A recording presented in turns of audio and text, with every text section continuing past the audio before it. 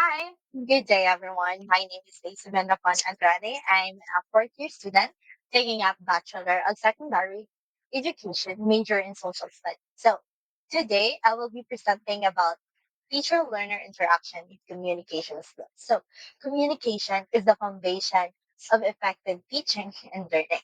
As future educator, it is important that we understand not only how to deliver our content but also how to connect with students in ways that encourages participation, motivation, and understanding.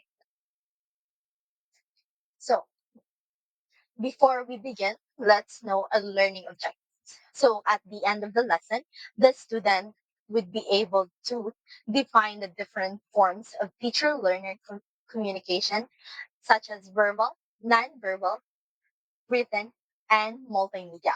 The second learning objective is the student will be able to demonstrate the use of effective verbal and nonverbal strategies in a teaching scenario. So, and lastly, you would be able to advocate for inclusive communication that supports all learners.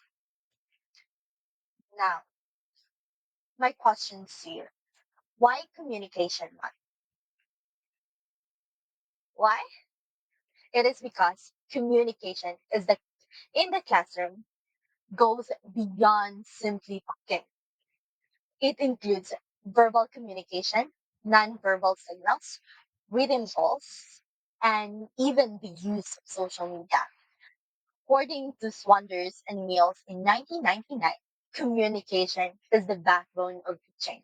When teachers communicate effectively, students are more engaged, motivated, and able to learn.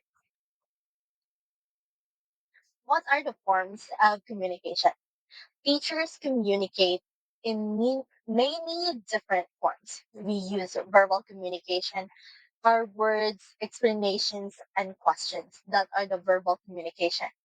We rely on nonverbal communication like eye contact, gestures, and facial expressions. And we use written and multimedia communication like handouts, slides, and online platforms such as Google Classroom, Moodle, and Facebook Messenger.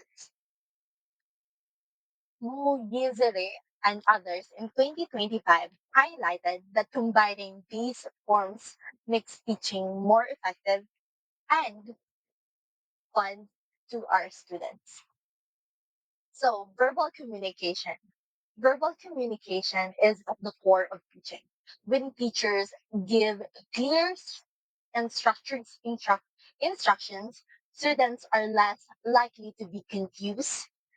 Questioning encourages learners to think critically, and constructive feedback gives them towards improvement. In other words, how we use our words has a strong influence on learning. Now let's move on to nonverbals. However, communication is not only about words. Research shows that up to 72% of students' performance can be influenced by nonverbal communication, such as gestures, tone, and postures, how we present ourselves to our students. So, moyezere and others. So, for example, eye contact can show interest, while a smile can create a welcoming environment for our students. Interestingly, when verbal and non-verbal messages conflicts, student tends to trust the non-verbal more, according to Kinap and others in 2014. One powerful communication concept is teacher immediacy.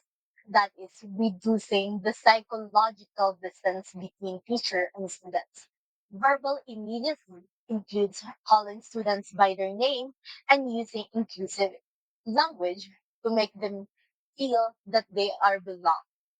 Nonverbal immediacy includes smiling, moving around the classroom, and showing open body language. Smith, Willis, and Allen in 2004 found that immediacy behavior increased students in motivation and engagement. Good communication also promotes interaction, participation, and collaboration. So interaction is the back and forth exchange of ideas, while participation means students are actively involved in activities, not just passive learners or listeners. And lastly, collaboration involves students or teamworks, where students work together to solve a problem. Laal and Gucci in 2012 pointed out that collaboration builds not only knowledge but also social and emotional skills of children. Collaborative learning encourages students to work together, while reciprocal teaching involves strategies like questioning, summarizing, and predicting. These methods promote students' agency and help learners take ownership of their thinking and learning. Trust is the foundation of effective communication, according to McDonald 2019. He emphasizes that empathy, fairness, and respect create safe learning spaces. Rorda and others in 2011 says that they found that strong teacher-student relationship directly improves academic success. So take note of that, teacher educators. And now, to summarize, here are the practical strategies a teacher can use. Give clear verbal instruction. Use gestures and visual to reinforce meaning.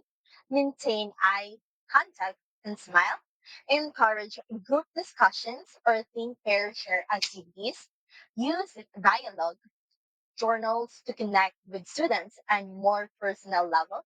These simple yet powerful strategies can transform communication in our classroom. So to wrap it up, communication in verbal, nonverbal, written, and multimedia forms. Immediacy and interaction motivate learners. Collaboration deepen understanding. Trust is the foundation of meaningful teacher-learner relationships. Always remember that. Thank you for listening, and I hope this presentation inspires you to reflect on how your communication styles can transform your classroom in the future.